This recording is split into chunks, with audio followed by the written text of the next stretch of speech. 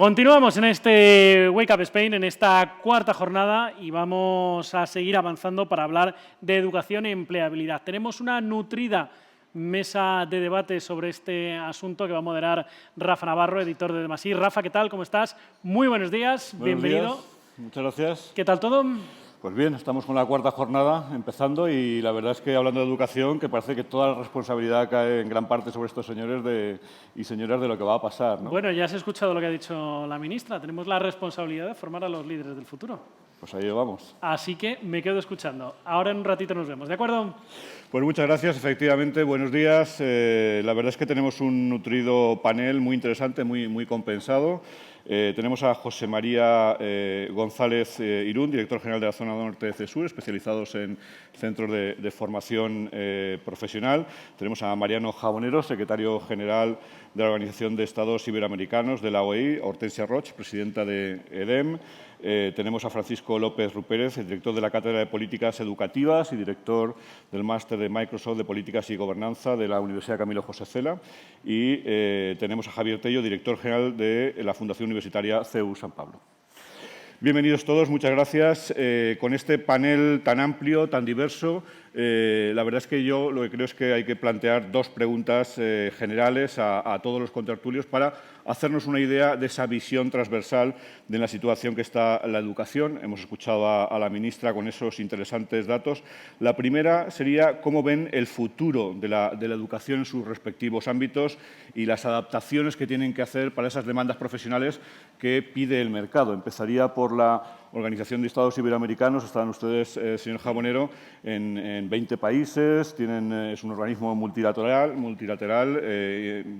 interesado impulsando la educación, la ciencia, la cultura en países iberoamericanos y en Portugal. ¿Cómo ven esta situación ustedes? Bien, yo, en primer lugar, muchas gracias por la invitación a la OEI para participar en este evento. Muchas gracias, Español. Y muchas gracias a quien nos acompaña en este momento, en este acto, en presencia o de forma virtual.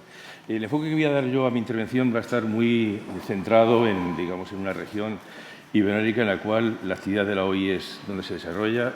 Tenemos la sede política en Madrid, pero tenemos sedes en 20 países y realmente donde trabajamos a pie de tierra es en esos países y además muy vinculado a lo que ha ocurrido recientemente con la pandemia. La ministra ha hecho una referencia al tema. Hemos vivido una época crítica, una época insólita realmente, y la pandemia ha tenido un efecto determinante sobre la empleabilidad de nuestra región y de nuestros jóvenes. Han sido 180 millones de niños, niñas y jóvenes que han sido desescolarizados. Fueron a sus casas porque no había actividad presencial y de ellos hay que tener en cuenta que más del 40% no han tenido ningún tipo de conectividad. No ha habido opción educativa virtual para ellos. Es un tema importante que marca mucho más todavía una brecha digital, social, de género y de oportunidades. En todos los países, en todos, ha habido una pérdida de aprendizajes, de una forma mayor o menor, pero bueno, llega desde el momento que en algunos países se produce una pérdida de aprendizajes de 10 años, equivalente a 10 años, a otros que la brecha es menor. También en el caso de España, una investigación reciente del Gobierno vasco puso de manifiesto que se ha producido pérdida de aprendizajes reales, es decir, pérdida de oportunidades y más en los alumnos de la escuela pública que en la escuela privada. Y por último, también se ha producido lo que sería, y lo calificó muy bien el secretario general de Naciones Unidas, una catástrofe generacional. Tenemos una generación que va a tener menos y peores oportunidades de empleo. Hicimos una investigación desde la OEI con la Universidad Rey Juan Carlos que demuestra que en el futuro estos jóvenes van a tener mayores dificultades porque han tenido una pérdida de aprendizajes y una pérdida de competencias. Eso tiene que ver con educación y con empleabilidad directamente, y más en una generación que son nuestros hijos los que están en este momento sufriendo esas consecuencias. Frente a eso, ¿qué podemos hacer y qué estamos haciendo? En primer lugar, identificar y evaluar de manera personalizada los aprendizajes perdidos. Que pensáis saber qué ha ocurrido en cada chico en concreto. ¿Qué es lo que ha ocurrido? ¿Qué pérdida ha habido de aprendizajes? ¿Qué impacto socioemocional ha tenido? Que han sido negativos siempre. Y a partir de ahí, diseñar y poner en marcha programas de recuperación de aprendizajes. Somos conscientes y testigos, y estamos trabajando en ello, de que son proyectos que se han puesto en marcha en algunos lugares ya. Hay uno muy importante en el estado de Sao Paulo, en Colombia también, en otros lugares, que de forma individualizada se están identificando qué es lo que ha ocurrido con cada chico y qué es lo que hay que hacer con cada uno de ellos para que esa pérdida tenga un menor impacto a medio y largo plazo. Esto básicamente es un gran proyecto de transformación educativa digital. La inercia de volver para atrás no es posible. La apuesta para el futuro es una apuesta por la digitalización de la educación. Es la mayor apuesta tanto en cuanto a competencias como en capacidad de reacción frente a lo que ha ocurrido en más corto plazo de tiempo y con mayor nivel de impacto. Estamos poniendo en marcha ya un proyecto de transformación educativa digital en 15 países, con apoyado la cooperación española, el Banco Interamericano de Desarrollo, el Banco de Desarrollo de América Latina, CAF, universidades, y es un proyecto que creo que va en esa línea de hacer una transformación real de educación y de respuesta. Y un tema muy importante para nosotros es la reconfiguración de la educación superior. Tenemos en nuestra región, incluida España y Portugal, casi 4.000 universidades. Repito, casi 4.000 universidades. Y de ellas salen egresados que en el 80% no tienen las competencias que requiere el sistema de empleo. Es un tema, digamos, importante, pero son 4.000 universidades que van a sufrir el impacto de una caída demográfica importante, un abandono escolar muy importante de educación superior, del 10 al 25% como consecuencia de la pandemia, y un progresivo envejecimiento de la población que va a suponer que las cohortes de estudiantes son menos, las que van a llegar, y que además la oferta formativa necesita una fuerte adaptación a unas nuevas competencias. Es un dato interesantísimo que ahora comentaremos con las universidades, ese 80% que no obedece, digamos, a la demanda del mercado de trabajo. Yo no sé, Hortensia Roig, cómo lo ven ustedes desde EDEM, desde una escuela de negocios que además está en un entorno como es Marina de Empresas en Valencia, con una incubadora, lanzadera y con un fondo de capital riesgo. Es decir, ustedes, digamos, que han entrado en una fase, digamos, avanzada de lo que es el mundo de la digitalización, ¿no? Sí, así es. Nosotros estamos sumamente preocupados porque haya más empresarios y más emprendedores en este país, por una parte, por fomentar el emprendimiento, pero la otra opción que tienen nuestros jóvenes es emprendimiento o empleabilidad, aumentar la empleabilidad de nuestros jóvenes, y para eso tenemos que los que estamos en los ámbitos educativos diseñar los programas y los cursos desde la demanda. ¿Qué necesitan las empresas? Si miramos la Fundación Telefónica, vemos el número de empleos que quedan que están ofertados, hay muchísimos que quedan sin cubrir, y todos ellos lo que se demanda actualmente son competencias digitales. Necesitamos programadores, necesitamos gente de coding, y nosotros en EDEM lo que tratamos es siempre de formar desde el punto de vista práctico y pensando muy bien qué necesitan las empresas. No lo que nosotros queremos enseñar, sino qué necesita el mercado laboral, porque si no, como decíamos, hay un gap realmente entre lo que el egresado universitario y lo que el mercado demanda, y eso se tiene que casar. Y ahí tenemos todas las instituciones que hacer un gran esfuerzo para que eso se vaya rellenando el gap. Y para eso nosotros, por ejemplo, en EDEM lo que hacemos es, no solamente hay que formar en contenidos, en los 240 créditos, si estamos hablando de un grado superior, o de un máster si son 60 créditos. Hay que formar al ser humano completo, desde un punto de vista holístico, con valores, con competencias y con saber hacer. El learning by doing. Todos nuestros cursos, lo que hacemos es, lo sabes, pues ahora te vas a la empresa y lo practicas. 2 meses de prácticas, porque al final se aprende haciendo. Y esta es una forma que yo creo que y ahí, bueno, pues tenemos muchos que aprender de otros sistemas educativos, y ese aprendizaje práctico, pues nosotros en EDEM lo practicamos, y creo que el futuro de la educación está por una formación muy de calidad, y esforzarnos para que los alumnos no aprendan, no que nosotros les enseñemos, sino que ellos aprendan, y enseñarles a pensar y a tener pensamiento crítico, como ha dicho la ministra. Se nota que tienen ustedes una base de un grupo de empresarios, evidentemente. Sí. EDEM, una asociación de 100 empresarios, más o menos. 100 empresarios. Nosotros somos fundación sin ánimo de lucro. Tenemos 30 personas jurídicas en el patronato y unas 130 miembros apoyándonos. Un panel también muy bonito como este.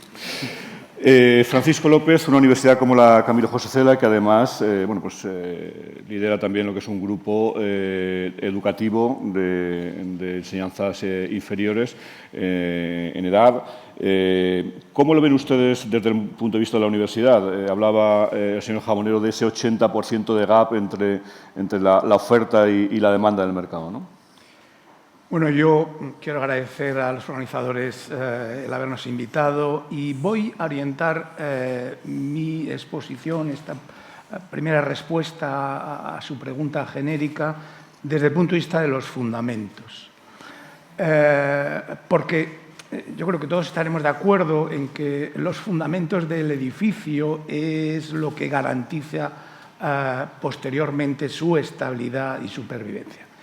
Y desde el punto de vista de los fundamentos, hay que decir que con una visión prospectiva desde finales del pasado siglo, ha habido un movimiento liderado tanto por los organismos multilaterales con competencias en educación como por las grandes empresas europeas, en el sentido de, en primer lugar, orientar la educación para incrementar el nivel de competencia intelectual, la mayor exigencia intelectual que comporta la transformación digital. Es decir, no nos engañemos, la orientación hacia las STEM, de la que tanto se habla, supone la elevación del nivel de exigencia intelectual de los currículos. Las habilidades cognitivas de las que habitualmente hablamos, capacidad de abstracción, capacidad analítica, sentido crítico, pensamiento computacional, etcétera, etcétera, requieren la elevación del nivel de competencia intelectual o exigencia cognitiva de los currículos. Pero, por otra parte, nos advertían en una publicación de finales del siglo pasado de un grupo de empresarios líderes de la Unión Europea, una publicación que era Education for Life, nos advertían de la importancia de lo que después los economistas de economía aplicada denominaron habilidades no cognitivas, es decir, habilidades tales como la resiliencia o resistencia a la adversidad, la perseverancia, el sentido del esfuerzo, en definitiva, esas habilidades que se desarrollan en torno a la formación del carácter. He de decir que, según un estudio posterior, ya bien adentrado el siglo XXI, del BIAC, que es un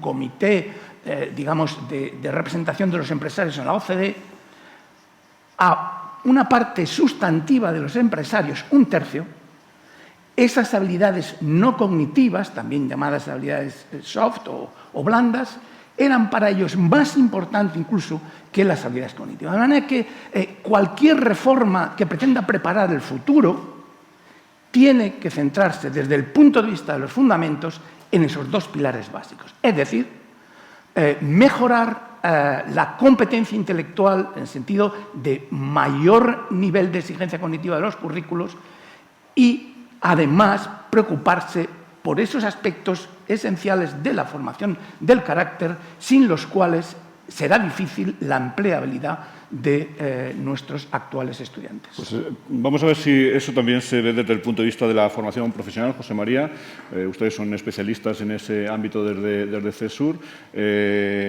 ¿Cómo afrontan el cambio? Porque ustedes sí que son una pieza de conexión inmediata con la empresa, ¿no? Absolutamente. Yo lo primero que quería, antes de nada, Rafa, es dar las gracias a todos los organizadores de este evento.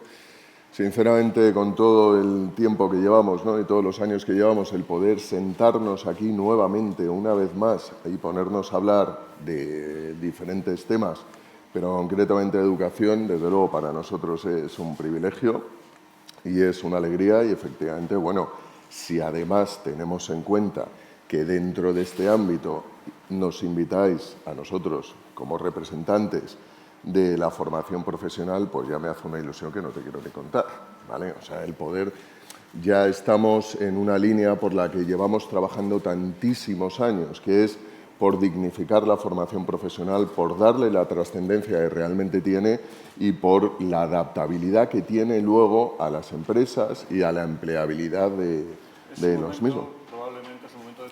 De la formación profesional, el momento que le ha llegado. ¿Cómo ves esos cambios que tienen ustedes que acometer? Bueno, vamos a ver. Nosotros en estos momentos llevamos una evolución muy buena desde hace bastantes años, con un apoyo por parte de la Administración muy importante, que lo agradecemos muchísimo. No hay más que oír las palabras que hemos oído de la ministra hace un momento, o sea, donde bueno, pues hay un apoyo a la formación profesional que realmente es necesaria, que consideramos que es necesaria, y no porque lo diga yo, que vengo del ámbito de la formación profesional, sino porque las empresas cada vez demandan más esos perfiles. Y no es que lo demanden, es que no es solo que lo demanden, perdóname, sino que es que el mercado también lo demanda. O sea, son formaciones mucho más adaptables, que tienen un recorrido menor, digamos, tienen una duración menor. Entonces, todo eso hace que poco a poco la formación profesional vaya en el sentido adecuado, la formación profesional cale más en la sociedad y cada vez tenga más valor y vayamos a los índices que tenemos en nuestros países de alrededor, ¿no? Lo que comentaba la ministra, estamos hablando de un 25%, entre un 25 y un 30% los trabajadores de la Unión Europea que tienen la titulación de formación profesional. ¿De acuerdo? Aquí estamos en un 12%. Tenemos que trabajar y llegar a ese punto para que, digamos, la competitividad mejore, la empleabilidad de los trabajadores, la empleabilidad de los alumnos mejore y siempre en la línea de adaptar la formación a lo que demandan los sectores y a lo que demanda la actividad empresarial. Gracias. Vamos siempre en esa línea y estamos contentos. Gracias, José María, por esa reflexión. Javier, desde el punto de vista de una universidad, también con educación en etapas anteriores y también con la particularidad de ser una fundación, ¿no? ¿Cómo ven ustedes esa transición que tenemos que hacer del ámbito educativo? Muy bien, pues yo también quiero empezar agradeciendo la invitación a este foro, que me parece extremadamente interesante, y más en estos tiempos de transformación global y en la educación exactamente igual, ¿no? Nuestra visión es educar es la mayor palanca de transformación, de promoción personal y social de las personas. Las personas están en el centro de nuestra acción. Nuestra visión es, como conocen todos ustedes, una visión humanista. Y para eso la empleabilidad hoy por hoy es, de alguna manera, es lo que completa el silogismo, ¿no? La alta empleabilidad ya es una buena noticia, pero la empleabilidad debe profundizar. Debe ser empleabilidad de calidad, estable, profunda, que brinde carreras profundas y que establezca una correlación alta entre la preparación técnica y el desempeño al que uno está llamado en esa carrera profesional. Nosotros en esta línea lo que hemos hecho es, hemos creado el Consejo Asesor de Empleabilidad del CEU, que tuvo ayer la primera reunión con 13, digamos, grandes organizaciones empresariales y sus directivos de recursos humanos para centrar muy bien esta dialéctica, porque la empleabilidad es la clave por la que se elige una carrera, incluso un centro educativo. En el ámbito de la formación profesional es claro. También, y no me quiero olvidar, en lo que llaman los americanos el lifelong learning, el aprendizaje de toda la vida, ¿no? Porque ahora ya el conocimiento técnico, que es una de las tres claves, el conocimiento técnico, las transversales, tan importantes que comentábamos antes. Para nosotros la tercera dimensión es la formación en valores, que cuando uno se lanza al mercado laboral, a la profesión, se deben convertir en virtudes. Nos gusta que se reconozcan a nuestros alumnos por su compromiso, por su autoexigencia, por el amor a la excelencia, la tolerancia con la frustración, este tipo de cosas, que es tan importante. Claro, el conocimiento técnico sí o sí va caducando, va quedándose obsoleto en todos los ámbitos, ¿no? En esto las universidades, yo creo que la educación superior española está bien. De hecho, la empleabilidad de las universidades españolas es muy alta de saque, ¿no? Nosotros trabajamos con tasas de por encima del 90%, ¿no? ¿Cuál es la cuestión aquí? Bueno, pues que lo que demanda el mundo de la empresa es reducir la curva de aprendizaje cuando se aterriza en la empresa. Y eso de lo que habla es de todas estas otras competencias que de alguna manera son más inmanentes, que permanecen en la persona después a lo largo, ¿no? De la vida profesional, ¿no? Y es unido a la incorporación, para nosotros, incorporación razonable de la transformación digital, que habla, por supuesto, de una oferta educativa para actividades y posiciones muy digitales, profundamente digitales, pero habla también de las competencias digitales esenciales para cualquier profesión. Un arquitecto algo tiene que saber de la nube, y una persona de marketing algo tiene que saber de inteligencia artificial y algo de saber. Esto nos debe llevar, y es un poco la mecánica en la que estamos nosotros, a vetear, ¿no?, las titulaciones, los grados con competencias digitales. De hecho, nosotros tenemos un título propio que se llama Liderazgo en la era digital, que habla de todo esto, ¿no?, de valores y de formación digital, ¿no? Entonces, al final, de lo que se trataría es de desarrollar de la mano del mundo empresarial, sin perder de vista que nosotros además formamos no solo para que las personas sean muy empleables, sino para que sean unas buenas personas y con buenas cabezas que tengan una vida en el mundo profesional y en la vida pública, una vida coherente, consistente y ejemplar. Nosotros formamos a alguno que usaba la palabra antes que yo lo decía, ¿no? Estamos llamados a formar a los líderes del futuro y esto habla muy de valores y de convicciones, ¿no? Una gran responsabilidad, sin duda, que tiene que ser transversal y que un arquitecto o un abogado tiene que saber inteligencia artificial y blockchain y otras muchas materias. Pero claro, tenemos un enorme problema. Hay una gran apuesta en esta sociedad por la igualdad de género, pero, sin embargo, hay un problema de incorporación de las chicas a las carreras STEM, a ciencia, tecnología, ingeniería y a matemáticas. Hemos escuchado los datos clarísimos de la ministra. Bueno, no sé si desde la Organización de Estados Iberoamericanos también perciben ese problema, incluso con mayor énfasis en los países latinoamericanos, señor Jabonero. Sí, digo que cuando se habla de 23 países hay grandes diferencias entre países. No es lo mismo Uruguay que El Salvador, evidentemente hay grandes diferencias internas, muy marcadas diferencias internas. Yo creo que hay factores culturales que pesan ahí en ese sesgo y son factores culturales y factores incluso de tipo de transmisión de valores familiares. Antes se ha hablado de esos valores fundamentales. Yo creo que todo esto arranca con una formación de buenos ciudadanos y ciudadanas. No se es buen profesional si no se es buen ciudadano y ciudadana. Y eso, digamos, es lo que sería la medida propedéutica para que esa equidad se produzca realmente. No solamente, digamos, medida de ajuste coyuntural, sino unas medidas que vienen de abajo, del sistema educativo de abajo, en esa educación en derechos humanos y ciudadanía, que es muy importante. Sí es cierto, y además somos países de una cultura latina, en los cuales hay unas tradiciones familiares de comportamientos religiosos y similares que marcan de una forma u otra. ¿Qué se puede hacer por ese cambio, por ese impulso? El impulso viene de, yo creo que la educación básica fundamentalmente. Educación básica y trabajar mucho y muy directamente con las familias, donde en el esquema familiar se transmiten una serie de comportamientos y valores muy acusados, que creo que no hace falta explicar. Sería explicar lo obvio, que es lo más molesto que hay. Creo que es ahí donde hay que trabajar fundamentalmente en educación básica y en las familias. Le voy a dar un dato. En los países que se aplica la prueba PISA, que se mencionó aquí anteriormente, entonces ellos, los chicos y chicas de 15 años, se evalúan 3 competencias, que son lenguaje, comunicación, matemáticas y ciencias. A los 15 años, el nivel de rendimiento en las competencias son muy similares. Un poquito superior a las chicas en el lenguaje, un poquito en matemáticas, pero más, digamos, elementos de ajuste. Esos mismos chicos de 15 años, a los 20, se ha abierto una horquilla descomunal. ¿Es solamente el sistema educativo? No, no solamente el sistema educativo. Es el trabajo social, familiar, comunicativo, de sensibilización, que tiene que ser muy fuerte. Hay que esa brecha que se rompe desde los 15 años y a los 20, digamos, es divergente por completo, hay que trabajarla de una forma integral.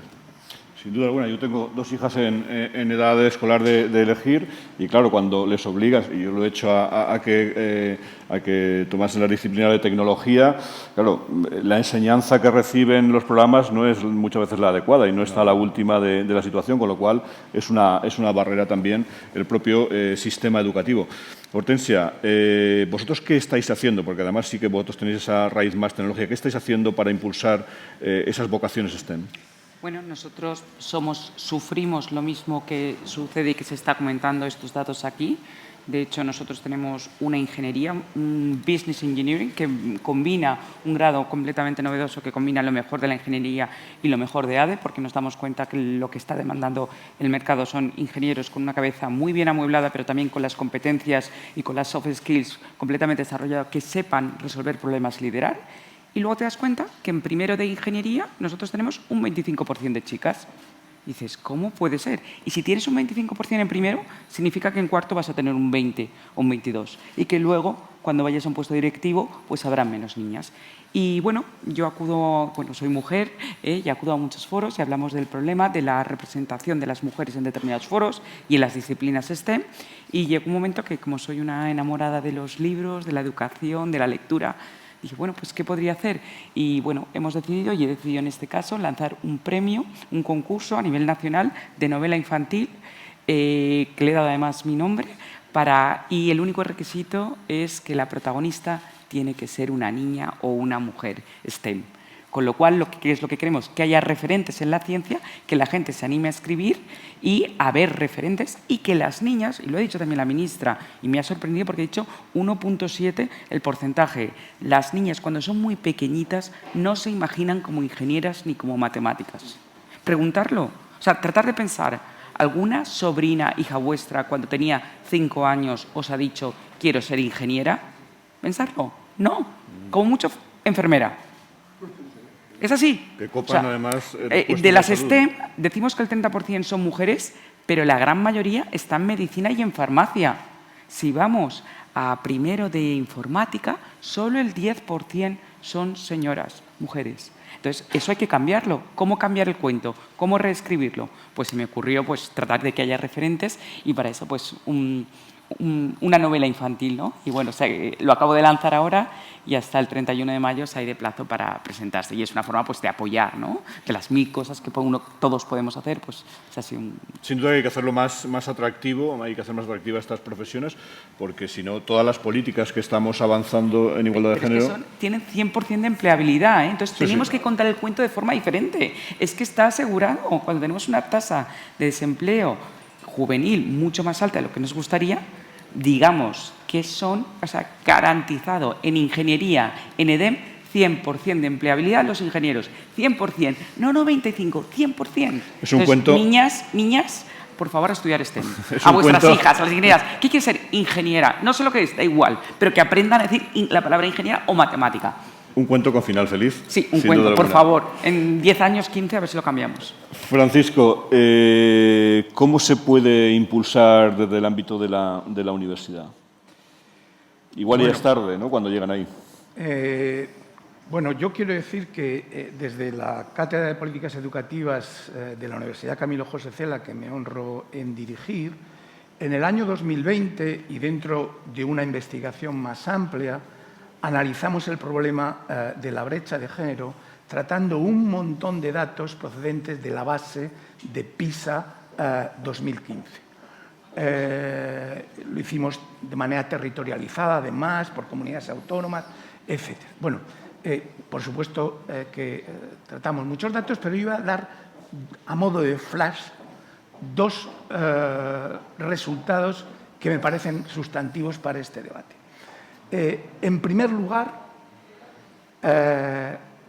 cuando se les pregunta a las chicas y a los chicos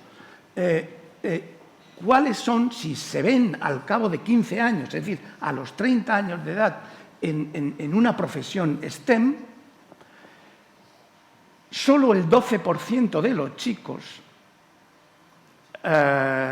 dicen que sí. Eso es para reflexionar también. Pero es que, cuando se le pregunta a las chicas, es la tercera parte de ese 12, es decir, solamente un 4% de las chicas dicen que se ven. Esa diferencia, esa brecha de género, no lo es tanto, es pequeña, como ha dicho el señor Jabonero, es pequeña en materia de resultados en ciencias a los 15 años, pero cuando se proyecta a futuro, se abre de un modo verdaderamente sorprendente. Ese es un primer resultado. Otro segundo resultado que merece la pena destacar es lo que tiene que ver con el perfil de las chicas que tienen expectativas de seguir carreras STEM al cabo de 15 años. Y es que solo son las de muy alto nivel de calificaciones, de rendimiento en ciencias, las que se ven en esas materias, cosa que no sucede con los chicos. De manera que esos 2 elementos nos llevan a la reflexión. Hay mucha evidencia empírica generada en el ámbito de la investigación y, como bien se ha dicho, hay 2 ámbitos esenciales desde los cuales hay que operar.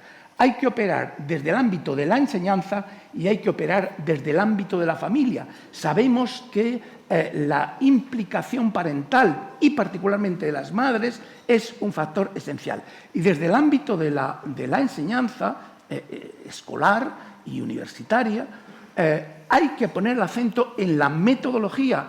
Sabemos que, por ejemplo, las chicas requieren de un mayor nivel de eficacia porque tienen problemas de autoeficacia, de consideración sobre la propia eficacia. Sabemos que tienen que tener niveles de rendimiento más alto.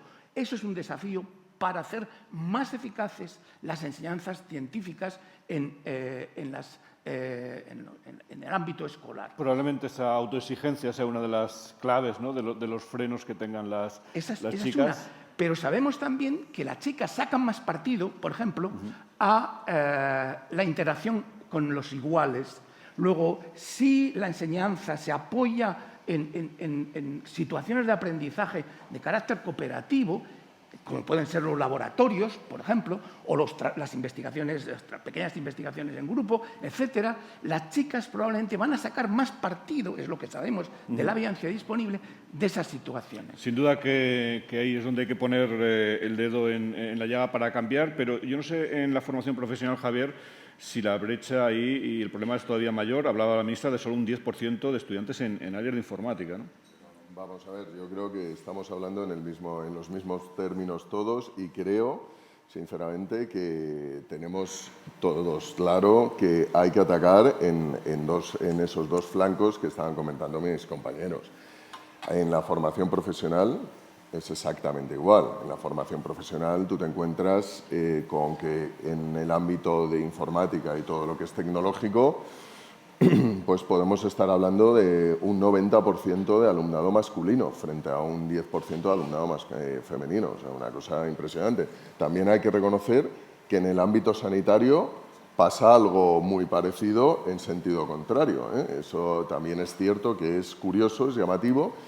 Y yo creo que, bueno, pues que todo esto viene un poco desde el ámbito cultural, desde pues las mujeres más hacia el cuidado. Y eso lo tenemos que romper ya, igual que se han conseguido otra serie de hitos y hemos conseguido la igualdad real en otra serie de ámbitos. Yo creo que aquí también lo podemos conseguir y aquí vamos a llegar a ello sin ninguna duda. ¿Cómo? Yo lo tengo clarísimo y creo que a nivel de formación profesional, igual que mis compañeros, evidentemente está claro. Uno, desde etapas tempranas de la educación hay que ir transmitiendo que la formación en nuevas tecnologías o en tecnologías de STEM en general es, uno, que se puede desarrollar una carrera interesante y dos, que hay una empleabilidad total, como decía Hortensia, total. O sea, es que nuestros alumnos, la formación profesional evidentemente tiene una inserción laboral realmente extraordinaria en prácticamente todos los campos, pero es que en el ámbito tecnológico es que es una inserción del 100%, o sea, es sorprendente, ¿no? Y dices, joder, es que es fantástico porque es algo que las empresas están demandando, los mercados están demandando y tenemos que ayudar a que las chicas vayan en ese sentido y que se sientan atraídas por esas titulaciones. Y luego, por supuesto, en el ámbito familiar. O sea, en el ámbito familiar también hay que ir poco a poco trabajando, que bueno, pues todos los padres y madres que estamos aquí, ir trabajando y haciendo ver a nuestras hijas, yo tengo dos, a nuestras hijas que ese ámbito, que ese camino también puede ser interesante y puede ser muy productivo y motivante. Señor Tello, ¿cómo se puede motivar? Ustedes que además son también una fundación y tienen también un espíritu, digamos, de transformación social, ¿no? Pues yo, por completar, porque creo que se ha dicho de manera muy ordenada y muy completa, ¿no?, casi todo en este punto, sí hay una cuestión que a mí me gustaría tratar de radiografiar, por decirlo de alguna manera, ¿no? Se nos produce el problema, se hace patente, y ya no solo con las mujeres, que realmente las carreras STEM tienen hoy por hoy, concitan una adhesión por parte de los estudiantes demasiado baja con carácter general, y esto viene de atrás, y lo importante es mirar hacia atrás. Yo creo que hay que hacer 4 miradas hacia atrás. Una, nuestros itinerarios educativos obligan a elegir demasiado pronto y obligan a descartar demasiado pronto. Esta es una clave que nos tenemos que hacer mirar todos desde el punto de vista regulatorio, porque probablemente a ciertas edades no se tiene suficientes referencias sólidas como para descartar con carácter definitivo ámbitos de conocimiento típicamente científicos, matemáticos y demás. Una reforma educativa como la que se está cometiendo, pues probablemente sea una buena cuestión a suscitar ahora. el salto a la educación, antes de la educación superior, en la fase escolar. En la fase escolar deberíamos recuperar, decíamos antes, las transversales, las virtudes, los valores, el amor a lo que se hace. Las ciencias hay que aprender a amarlas y esto, por supuesto, hay algo familiar, pero yo creo que no podemos ponernos de perfil. Los años de colegio son una oportunidad maravillosa y tendremos que ver cómo mover y motivar a la comunidad educativa para que se aprenda a amar las ciencias. Y vivimos en un país, y todos lo hemos vivido, en que las ciencias se aman lo justo, ¿vale? El amor a las ciencias es importante. Yo luego creo que en la universidad hay otro factor adicional. Bueno, nuestro sistema de itinerarios en la universidad tampoco da oportunidad de retomar, ¿no? Cuando uno está ya en los primeros de carrera y demás, uno ya digamos, atornilla la elección y atornilla el descarte, ¿eh? Hay otros modelos de educación superior regulados entre terceros países. Por ejemplo, se celebre 3+2, ¿no? Donde al final tus años en la universidad tienen una primera etapa razonablemente larga en la que con una formación troncal sólida tú puedes mantener vivas expectativas de elección y de descarte durante más tiempo, hasta que tu madurez es mayor. Bueno, planteémonos también esto en una eventual reforma educativa, ¿no? Pues hoy va a ser un día que se hable seguramente mucho de pactos, por lo que puede suceder en otro edificio, en otro entorno más político. Esperemos que en todo el ámbito de la educación y la innovación bueno, pues vayamos guiados por pactos, por consensos, porque es necesario y porque parece que el diagnóstico es de todos el mismo. Muchas gracias a todos por participar. Mariano Jabonero, Hortensia Roch, Francisco López Ruipérez, José María González Irún y Javier Tello. Gracias por participar en esta mesa muy interesante. Tienen ustedes una gran responsabilidad a por ello. Gracias.